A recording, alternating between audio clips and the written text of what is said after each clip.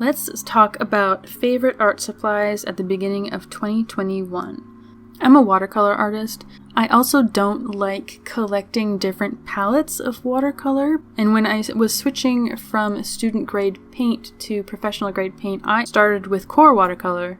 Core is a watercolor made by Golden, and they use an unusual base for their paints. And I am somebody who likes unique stuff. So that's literally the only reason why I use Core. It's the first one I've tried. My other favorite paint that I don't use as frequently because it is an accent thing, but I love Coolero metallic watercolors. And their colors are really consistent and they don't do this weird absorbent quicksand thing that the new Finetec sometimes do. There's one specific color from Daniel Smith that I want someday that's difficult to find. I think most of you already know that my current favorite paper is Bauhong Artist Quality. It's so heavyweight, it's so rough textured, it feels so dry, but it is, for the most part, functional, which is something that makes me angry about watercolor paper. But I can't tell you how many times that I have purchased paper after paper after paper wondering, is this going to work? Is this going to work? And they just don't. Because I used to beat myself up about not being able to do a perfectly smooth wash, for example. If you're trying to do a night scene and it just seems like no matter how many layers of dark blue or black you're putting on your paper and it just comes out looking kind of muddy and gray, it's because of the paper. And so I am so happy that I took a chance on this Bauhong Artist Quality paper because it has changed my life.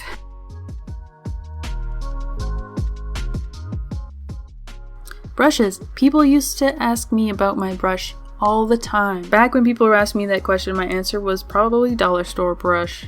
You all know this, but my absolute favorite brush right now is the Silver Black Velvet that came as a recommendation from another artist. I didn't know when I was purchasing these that these were made with animal hair, but I do love how absorbent they are, and the shape of them gives them a very fine point.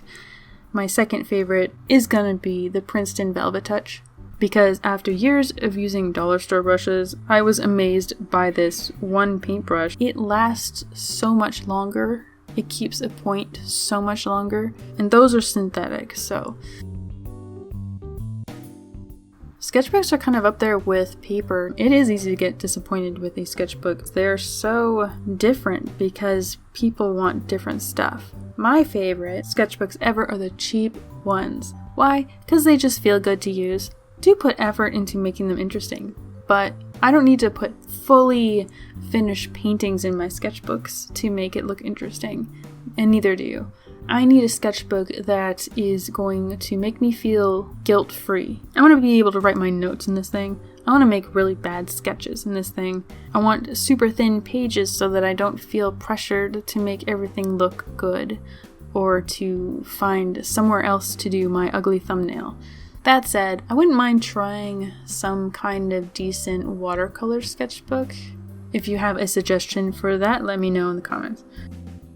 I'm a watercolor artist, which means that most of my pieces go under glass in frames. I started stretching my watercolor paper as if it were canvas sometimes, but watercolor reactivates with water, and the paper can absorb oils and things. So, two things that I have used to finish my paintings, one of them is resin, which is so fun. I very much enjoy resin. It has a difficult learning curve. I don't always want to use it because, again, it is just another plastic that I'm putting out into the world, but it's great for things that I want to be able to handle a bit of wear and tear, like on projects that aren't framed art. The other thing that I've been using is this cold wax medium, which is meant to be used in oil paint, but can be used as a finish. I don't want a shiny finish on my watercolor paintings, and even matte sprays dry with a bit of a luster sheen to them. A cold wax varnish is a nice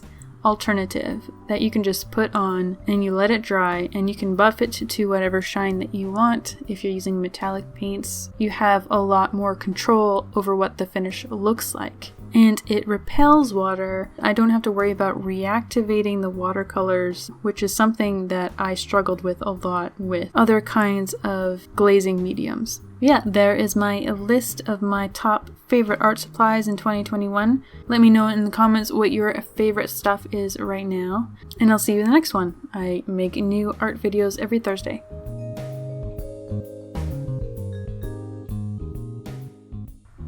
I also sell original art, sketchbooks, really nice prints, handmade calendars, pet commissions, and even some one-of-a-kind wearable art jewelry.